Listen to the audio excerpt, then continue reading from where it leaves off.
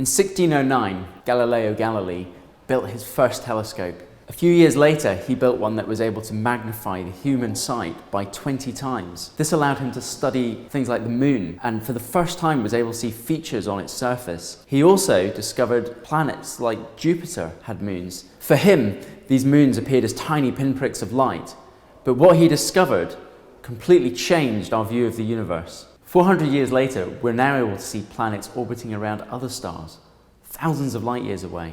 This is the story of how we got there. With Galileo's telescope, with a lens just a couple of inches across, he was already able to tell us so much about the solar system around us. Imagine what you could do with a lens the size of a dustbin lid. Hello, Merrick. Hi.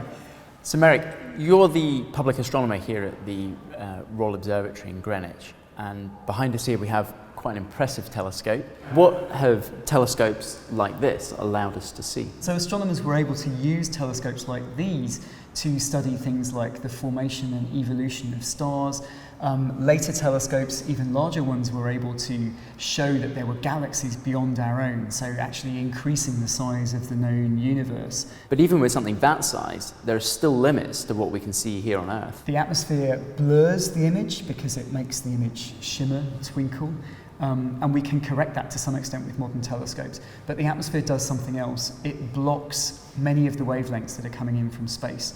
And so there are whole areas of information about the universe that we just cannot access down here on the ground. To overcome this, scientists began sending telescopes into space. Powerful telescopes like the Hubble Space Telescope have given us unprecedented views of the universe around us. And the Gaia telescope, which the European Space Agency is about to send into space, will do the same. But in 1800, William Herschel did something which changed everything.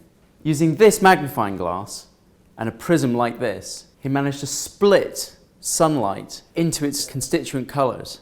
And using thermometers, he was measuring the temperature of each colour of light. For some reason, he put the thermometer beyond the red light and discovered that it got hotter. He had found infrared light. So for astronomers, this meant that they could see the invisible. This led to the discovery of other forms of electromagnetic energy, like ultraviolet light, thrown out by some of the hottest stars in the sky, radio waves, which have revealed mysterious objects like quasars, which are thought to be the massive black holes at the centre of galaxies. X-rays have shown us stars and other galaxies which we would never have seen before, while gamma rays have revealed some of the biggest explosions in the universe, such as supernovae. But that's not the entire story. What does the future hold for astronomy? Well, astronomers are now trying to develop the technology to detect things called gravitational waves. These are ripples in the fabric of space-time predicted by Einstein's theory of relativity.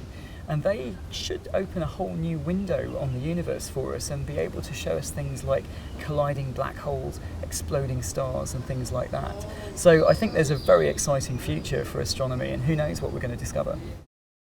If you want to see more videos like this from Tom, Nick and myself, don't forget to subscribe to the Wyology channel.